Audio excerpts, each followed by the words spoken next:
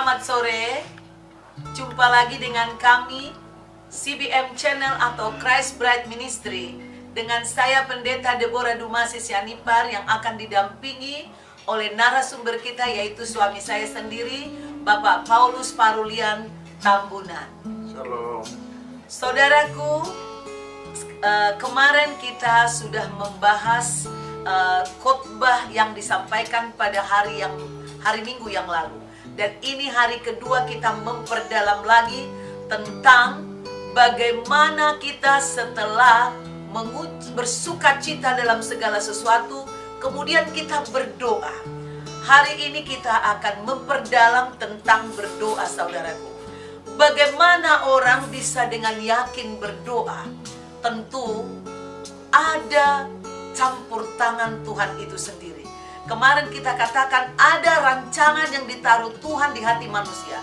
Sekarang Tuhan juga sebenarnya yang menaruh roh doa itu. Saya sendiri, saudaraku, sering alami. Saya mau berdoa dan saya tidak tahu. Tiba-tiba ketika saya sudah mulai menyembah, Tuhan menaruhkan doa di hati saya. Seperti 3 hari yang lalu, saudara, saya memulai puasa Elia, puasa 40 hari, di mana setiap hari saya puasa 24 jam dan ini masuk hari sudah buka puasa barusan saja hari ketiga.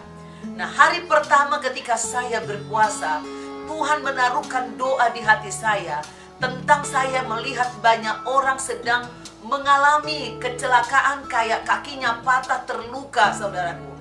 Dan saya berdoa menangis untuk orang-orang itu. Nah, ini. Jadi doa itu sendiri pun bisa ditaruh Tuhan di hati kita selain karena dorongan kebutuhan atau keadaan kita. Hari ini, saudaraku, kita akan serahkan kesempatan kepada narasumber kita, Bapak Gembala, akan menyampaikan tentang kuasa Roh Kudus yang mendatangi manusia sehingga manusia bisa berdoa dan doanya dijawab. Silakan Pak Gembala.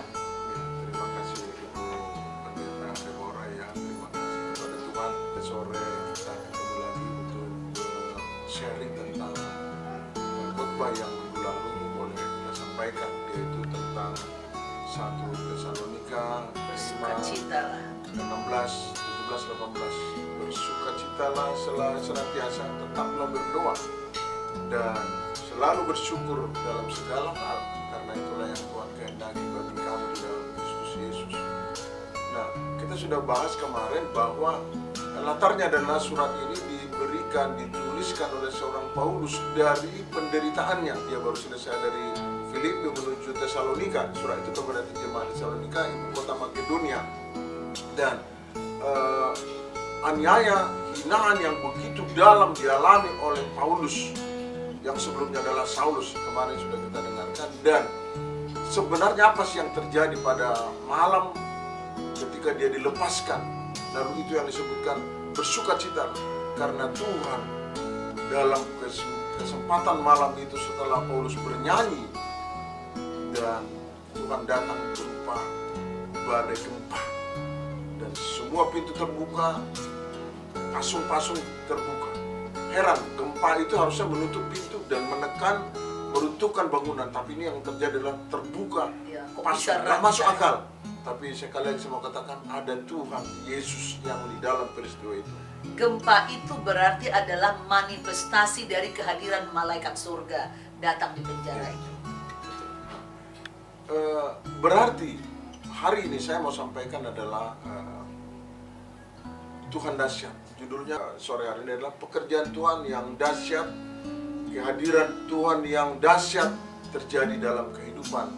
Dalam berupa apa sih kehadiran Tuhan itu? Saya coba teliti, ya itu yang kemarin kita coba eksegesi apa sih yang terjadi. Nah, di dalam Alkitab yang saya dapatkan bahwa Tuhan berbicara dalam berbagai rupa cara, karena Tuhan adalah sutradara terbaik di dunia. Dalam suatu peristiwa dalam badai Ayub 37 ayat 5 dikatakan Allah mengguntur dengan suaranya yang mengagumkan. Ayub 37 ayat 5 ya. Nah, kemudian juga di 1 Raja-Raja 19:13 sesuatu api datang, ya api. dalam angin sepoi-sepoi. Lalu Tuhan mendatangi Nabi Elia, dan Elia keluar dari gua itu dan menutup mukanya dengan jubahnya. Lalu Tuhan bicara kepada Elia, "Sedang apa kau di sini, Elia?" Elia habis berdoa supaya turun tidak hujan 3,5 tahun. Apa kerjamu di sini? Artinya Tuhan hadir dalam segala situasi yang Tuhan mau nyatakan. Dan saya mau catat juga bahwa ada juga yang kemarin Rasul Paulus kita bahas, bahwa di Kisah Para Rasul 16 ayat 25, Tuhan hadir dalam gempa cahaya. Ketika Paulus keluar dari menuju Damsyik menangkapi, menganiaya orang Kristen, dia didatangi waktu cahaya. Cahaya itu bukan seperti kilat, saudara. Setelah saya baca teliti, cahaya itu mengelilingi Rasul Saulus. Di situ dia mengalami kebutaan. Tuhan hadir dalam segala situasi. Jadi maksudnya gini, Pak Gembala ya, penampakan Tuhan itu di dunia ini sebenarnya nyata. Setelah dia mati, dikubur dan bangkit kembali, banyak orang bilang dia sudah mati, kok Tuhan mati. Tapi Tuhan Yesus itu tidak mati, dia hidup selama-lamanya. Dia terbukti menampakkan diri kepada beberapa nabi sebelum Yesus lahir di dunia, dan juga sesudah Yesus lahir dan bangkit. Nah, salah satu sesudah bangkit adalah penampakan Tuhan Yesus kepada Paulus, ya yang dimana tadi cahaya mengelilingi sampai membuat dia buta. Namun Paulus kembali disembuhkan nanti oleh Tuhan. Nah, akhir-akhir ini juga saudaraku, jangan saudara berpikir penampakan Tuhan yang hadir kepada manusia hanya di zaman Alkitab, di zaman purba. Tapi di saat-saat ini juga Tuhan masih menampakkan diri.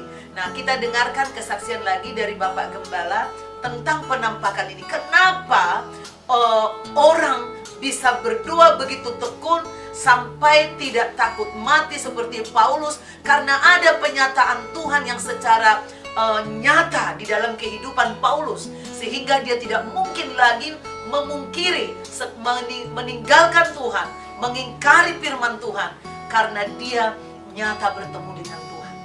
Mungkin Pak Gembala bisa menyampaikan lagi. Ya, Bapak saudara yang diberkati Tuhan yang ada di rumah yang menyaksikan YouTube ini, intinya daripada pergaulan Tuhan dengan Rasul Paulus dan rasul-rasul yang lain adalah Tuhan bekerja di sana. Yes. Tujuan Tuhan adalah supaya Paulus dan kita semua melakukan firman kehendak Tuhan itu dengan segala kuasa mujizatnya. Lalu kemudian Paulus menuliskan surah ini, bersukacitalah, berdoalah, dan bersyukurlah. Dan akibatnya hari ini kita dapat. Karena Rasul Paulus itu dikatakan adalah rasul untuk orang-orang di luar Yahudi. Jadi Pak Gembala, kita masih bisa ya mengalami cahaya itu, dan seperti gempa yang bisa melepaskan itu ya di akhir-akhir ini ya. Masih bisa. Artinya dengan pernyataan dan pertanyaan Ibu Gembala, Tuhan meminta kita menjadi pelaku firman. Tuhan meminta, memerintahkan kita, menetapkan kita, karena kita segambar dengan Tuhan, untuk melakukan firman. Dikatakan di dalam Matius 6 ayat 33-34, carilah dahulu kerajaan Tuhan, kerajaan Allah, lalu semuanya akan ditambahkan. Semuanya akan ditambahkan. Jadi kalau Tuhan mengatakan carilah dahulu, Petrus semua melakukan kehendak Tuhan. Kita harus melakukan kehendak Tuhan, lalu Tuhan akan tambahkan. Nah, saya ingin bersaksi suatu hal yang luar biasa ya. Ada hubungannya dengan kita hari ini ada di sini. Suatu saat tahun 90-an, seorang ibu sedang berjalan bersama bayinya. Berjalan, lalu dalam perjalanan itu ibu tersebut bertanya dan berdoa kepada Tuhan dalam hatinya. Jadi tidak harus tutup mata. Tuhan, tempat ini bagus. Kalau tempat ini jadi milik Tuhan kasih kami, ini bisa jadi rumah doa. Itu tahun 90. Lalu si ibu pulang ke rumah dan minta suaminya untuk boleh berdoa keliling, menumpangkan tanah. Karena ketika dia bertanya, Tuhan, kalau boleh tanah ini jadi buat kita buat rumah doa, Tuhan bicara, kenapa kamu tidak doakan? Jadi Tuhan bicara. Kalau Tuhan bicara kepada Paulus, juga Tuhan bicara kepada Bapak Ibu Saudara melalui angin, melalui mimpi, melalui apa saja peristiwa dalam hidupmu. Dan ibu itu balik ke rumah, dia katakan Tuhan berbicara bahwa kita doakan yuk, dikatakan kepada suaminya. Tapi suaminya kelihatannya belum percaya, dan dia tentang, dia katakan kamu mengingini harta orang, kamu berdua kamu dengar suara yang nggak benar. Itu adalah satu. Tapi dikatakan tetaplah berdoa di 1 Tesalonika. Walaupun suaminya tidak setuju, tetap berdoa, bersuka cita. Dan tahun 2000, sekitar tahun 2000 setelah krisis ekonomi, tanah itu betul-betul diserahkan Tuhan sama ibu itu dan suaminya. Lalu bagaimana cara Tuhan? Ibu ini melayani, berdoa selama 10 tahun kurang lebih atas sebuah keluarga yang diberkati Tuhan. Dan ibu keluarga tersebut yang diberkati itu setelah kita layani, mereka menyerahkan uang untuk membeli tanah tersebut. Harganya pun di luar batas yang wajar. Nah, korelasinya apa? Paulus, kita semua bisa. Dia mendengarkan suara, kita pun bisa. Lalu meminta dan janji Tuhan, tambahkan setelah mengikut Tuhan. Dan hari ini, tanah itu adalah tanah yang kita duduk bersama di sini. Saya adalah suaminya dan ibu adalah yang berdoa. 10 tahun berdoa. Kerjakan apa yang menjadi bagian kita. Apapun persoalanmu. Udah berapa tahun Bapak Ibu berdoa untuk satu hal? Jangan langsung mengatakan baru 2-3 kali berdoa, ya Tuhan tidak mau jawab doa kami. Saudara harus percaya Tuhan mampu memberi lebih daripada yang kau pikirkan. Cara-caranya pun ajaib. Sama tadi seperti penampakan itu tadi. Penampakan Tuhan kepada Nabi Musa itu luar biasa berbeda. Berbeda dengan Elia, berbeda dengan Ayub. Nah, penampakan Tuhan juga kepada kita saat ini masih relevan, masih nyata, saudaraku. Yes. Bisa dengan berbagai peristiwa, bisa dengan melalui penyakit, masalah, bisa mendengar sendiri secara audible. Nah, kebanyakan orang merindukan audible ini, saudaraku. Tapi saudaraku, banyak hal cara Tuhan, dia bisa berbicara di hati. Dan yang jelas, kalau Tuhan berbicara, apa yang disampaikan pasti terjadi. Ya, jadi apa sih? Kelihatannya mudah ya, tapi ada harga, ada korban, ada pengorbanan. Ya. Tuhan mau kita melepaskan, Tuhan mau kita memberikan waktu kita untuk berdoa. Ya. Tuhan ingin kita memberikan harga diri kita. Jangan marah, jangan sakit hati. Ya. Dikatakan di Kolose 3 ayat 5 dikatakan di sana, karena itu matikanlah dalam dirimu segala hal yang jahat, segala hal yang duniawi, percabulan, game, video, nonton. Mungkin itu boleh, tapi berilah sebagian waktu kita kepada Tuhan, korbankan. Berilah sebagai persembahan. Ayat 3 tadi dari Kolose 3, kamu telah mati dalam hidupmu tersembunyi bersama Kristus di dalam Tuhan. Maksudnya kamu telah mati, keinginan-keinginan dagingmu sudah harus dimatikan supaya doamu dijawab. Nah, Kristus yang hidup, perasaan Kristus, pikiran Kristus itu yang hidup, maka doa orang yang berdoa dikabulkan. Masih ada lagi Pak Gembala? Jadi intinya mari kita teliti firman Tuhan. Mari kita baca Alkitab. Kalau tidak baca Alkitab, saudaraku, nggak bisa. Satu kelemahan kita adalah membacanya, memberikan waktunya, berkorban tadi. Lalu dikatakan di dalam Yehezkiel 23:35. Kenapa kalau kita tidak baca Alkitab, tidak melakukan firman, sesungguhnya kita sedang berseberangan dengan Tuhan. Dan kalau kau tidak ikut aku, kata Tuhan, engkau adalah musuhku. Engkau mau menunggungi aku, kata Tuhan. Saya bacakan di Yehezkiel 23 ayat 35. Oleh sebab itu beginilah firman Tuhan Allah, oleh karena engkau melupakan aku dan membelakangi aku, maka segalanya akan kutanggungkan kepadamu.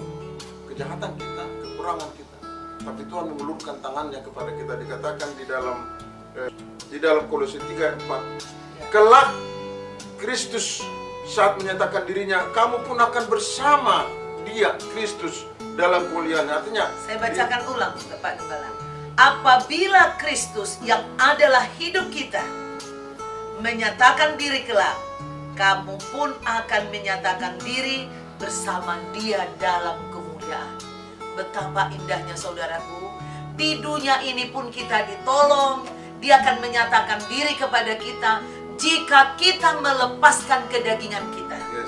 Jika kita mau tekun berdoa, menanggalkan kedagingan, nanti Tuhan menyatakan diri, bahkan kelak Dia akan datang dalam kemuliaan dan kita pun akan dibawa dalam kemuliaan. Yes. Jadi kita jangan menikmati kemiskinan itu, jangan menikmati pertengkaran itu, jangan ada permusuhan, jangan ada dengki, jangan ada dendam.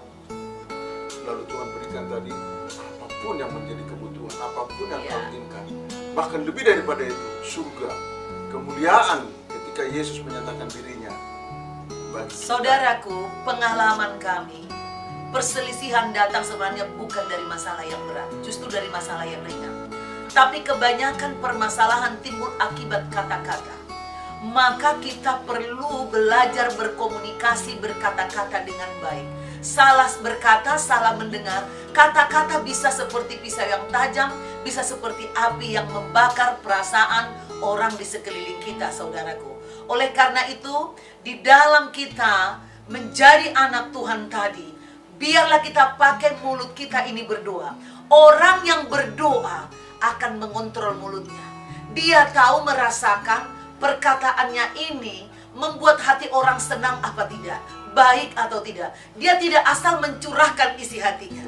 Dia akan menjadi pembawa berita yang lemah lembut namun berkuasa. Ada kuasa Tuhan yang menyertai. Nah, itu sebabnya doa orang benar besar kuasanya. Dibenarkan dulu, tanggalkan kedaginganmu, Yes. bangun hubungan komunikasi yang baik.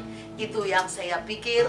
Ya, silakan. Sebagai penutup, setelah tanah diterima, Tuhan tidak berhenti sampai di situ. Tuhan bilang sama ibu itu yang adalah istri saya, bangun.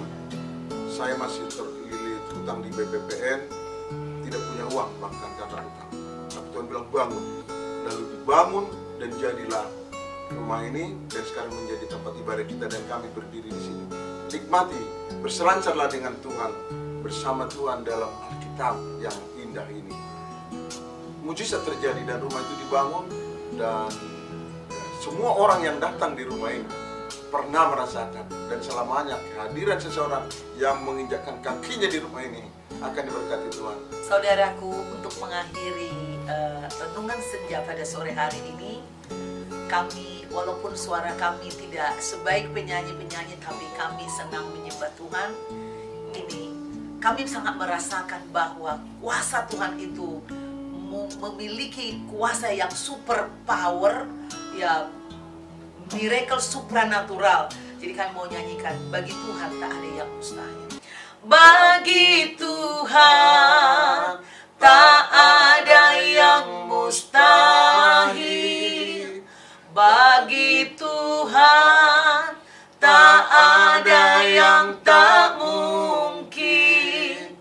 Mujizatnya disediakan bagiku. Ku diangkat dan dipulihkannya. Yes. Saudaraku, jika saudara terberkati dengan sharing di dalam renungan senja ini, saudara bisa klik kembali di YouTube saudara, Christ Bride Ministry. Dan jangan lupa saudara like, subscribe bagi yang belum, dan share ke banyak orang. Ambil bagian dalam amanat agung untuk memberitakan Injil sampai Yesus datang kedua kalinya. Tuhan Yesus memberkati. God bless you.